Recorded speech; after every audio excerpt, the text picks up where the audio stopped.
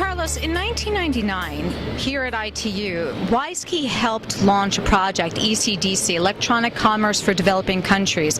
Can you explain how this has been important for WISeKey and for ITU? Yes, actually, ECDC was the project at that time. Hamadoun Touré, which is now the Secretary General of ITU, helped us to launch.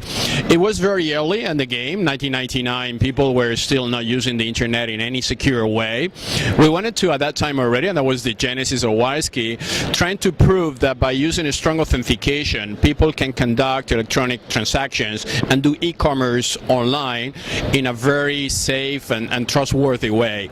Actually, that happened. ITU created a conference with what's the name WISE World 2000, which signed at that time an agreement with 100 countries, which basically endorsed the technology model that WISeKey was providing, and ITU was politically trying to help us to endorse with governments around the world.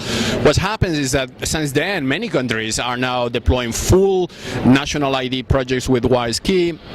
WISeKey has become a standard in how to protect personal data and identities, and basically because we are running on X509, which is the ITU standard for strong authenticated IDs, we are as near as you can get as a global standard implemented by a private sector company.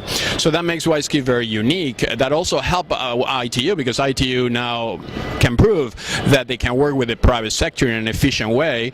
WISeKey is a member of ITU BDT, which is the partnership they have with the private sector, and still we are here, 11 years after that, proving that this is actually the right model of cooperation, on where you involve international organizations, countries and governments and private sector in mutual projects to basically reduce, at that time it was the digital divide, now we are talking about the broadband divide, but at the end of the day, what we are trying to help something like 3 billion people to enter into the global economy through the internet without no exclusion factor. So we believe that in the next 10 years, this is going to be obviously a very big endeavor of everybody, and WISeKey is very glad to keep working with ITU and the Swiss government and others in that specific objectives. Yeah.